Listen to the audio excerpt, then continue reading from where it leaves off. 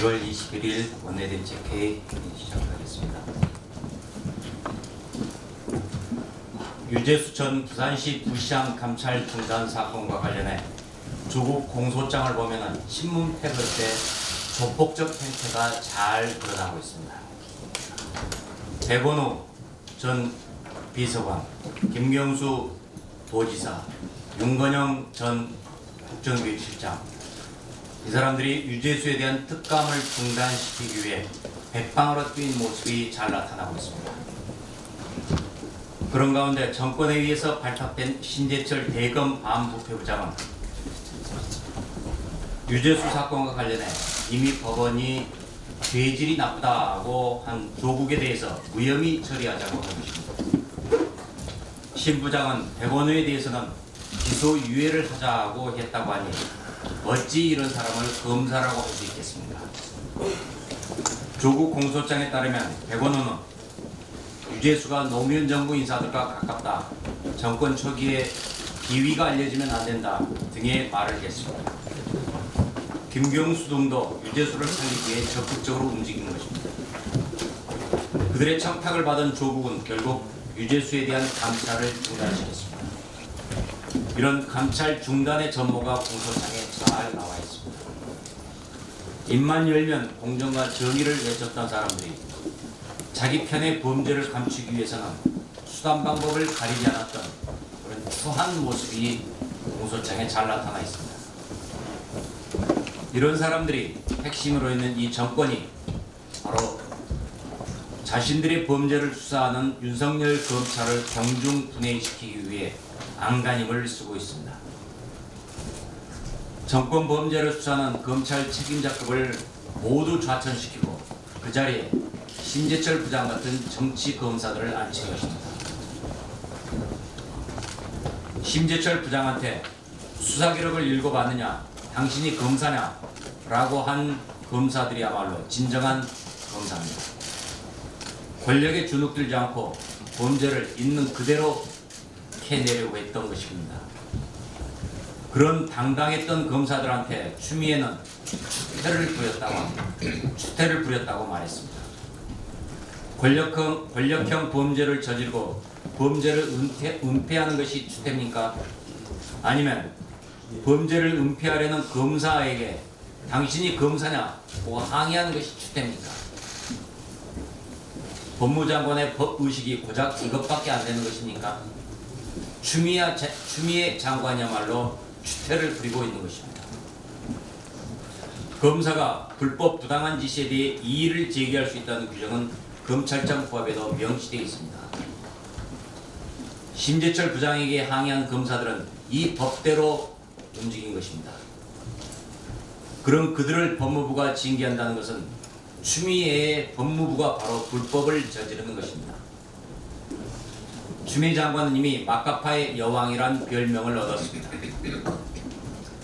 그럼 그가 조만간 인사를 통해 권력 범죄를 수사하는 검사들을 2차로 숙청한다는 얘기가 나오고 있습니다.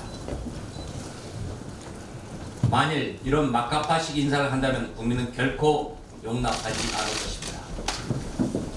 우리 자유한국당은 1.8 검찰 대학살 만행을 저지른 추미애 장관을 권력 직권남용 혐의로 이미 고발했습니다. 신재철 부장은 이 고발 사건을 고발이 아닌 진정으로 변질시켜 적당히 깔아뭉개려 했습니다. 그러다 검사들의 반발을 샀습니다. 검사들이 직권남용이 될 수 있다고 경고하자 신 부장은 그제서야 없던 일로 하자고 했던 것입니다. 신 부장 스스로 직권남용임을 알고 있었던 것입니다. 이처럼 권력범죄를 은폐하는 데 앞장서고 있는 신 부장은 당장 사퇴해야 합니다. 그리고 직권남용 등의 혐의로 검찰의 수사를 받아야 합니다. 우리는 추미애 장관이 2차 인사에서 또다시 검사들을 학살한다면 또 고발을 할 것입니다. 추미애 장관 역시 직권을 남용해 정권의 범죄를 은폐하려 한 혐의입니다. 은폐하려 하기 때문입니다. 추미애 장관에게 경고합니다. 당신도 검찰 대학살의 대가를 반드시 치르게 될 것입니다. 문재인 정권의 특권과 반칙, 경자년 새해에도 계속되고 있습니다. 심기일전은커녕 구태를 반복하고 있습니다. 문희상 국회의장의 아들 문석균 씨, 아버지 지역구인 의정부 갑에 예비 후보로 등록했습니다. 지역구에 아빠 찬스를 썼습니다. 문석균 씨는 아내와 자녀들을 서울 한남동 국회의정 공간으로 보내 생활하게 했습니다. 자녀를 서울의 학교로 보내기 위해 그랬다는 것입니다. 지역구 물려받기도 아빠 찬스, 자녀 교육에도 아빠 찬스를 쓴 것입니다. 이 정권 10세들은 입으로는 공정과 정의를 말하지만 행동으로는 특권과 반칙을 누린 것입니다. 민주당에서도 문 의장 아들 세습 공천 반대 목소리가 나오는 만큼 문 의장은 이제 아들에게 국회의원 자리를 물려주겠다는 욕심을 포기해야 합니다. 문재인 대통령의 인사가 빈축을 여러 번 샀지만은 어제도 그랬습니다. 어제 청와대 인사를 하면서 조국의 최측근 김미경 변호사를 청와대 균형인사비서관으로 기용했습니다. 문 대통령이 반칙과 불공정의 표본인 조국한테 마음의 빚을 졌다고 말했는데 도대체 무슨 빚을 졌길래 그의 측근까지 챙기는 것인지 알 수가 없습니다. 문 정권이 말하는 공정과 정의가 가짜라는 게 이미 여러 번 확인됐습니다. 이 정권을 심판해야 하는 이유가 나날이 늘고 있습니다. 문재인 정권의 행태가 가히 군사정권의 독재를 뺨치고 있습니다.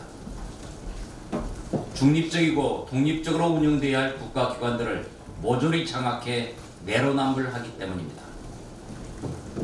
이번에 문재인 정권은 국가인권위원회에도 영향력을 행사했습니다.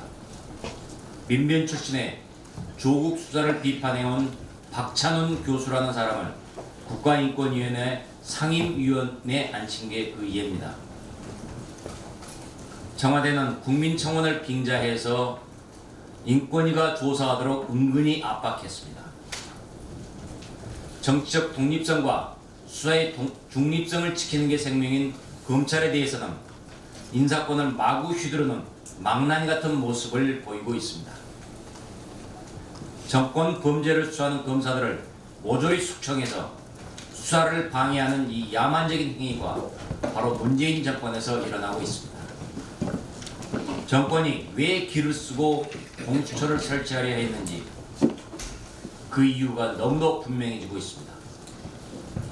이미 누차 지적한 대로 7월에 탄생할 공수처라는 국가기관은 정권 보위를 위한 충견 노릇을 할 게 틀림없습니다.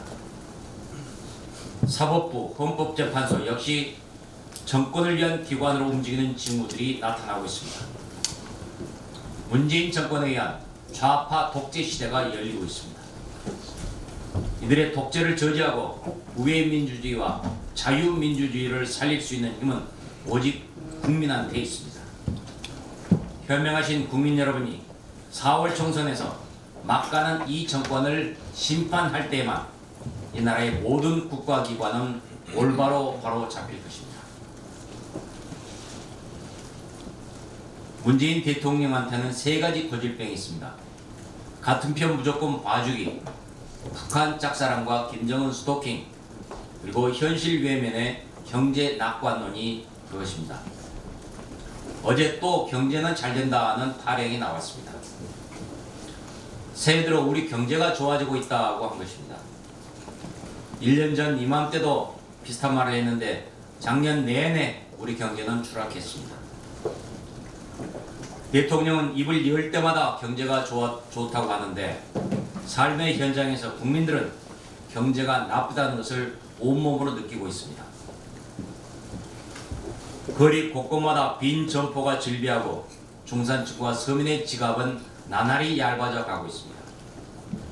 설 경기가 아예 없다는 말까지 나오고 있습니다.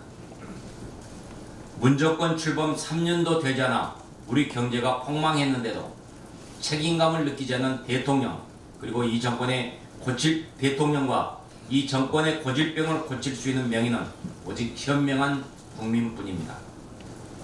이번 총선에서 무능하고 독선적인 이 정권을 심판하는 것, 그것이 바로 경제 파탄을 막는 유일한 해법입니다.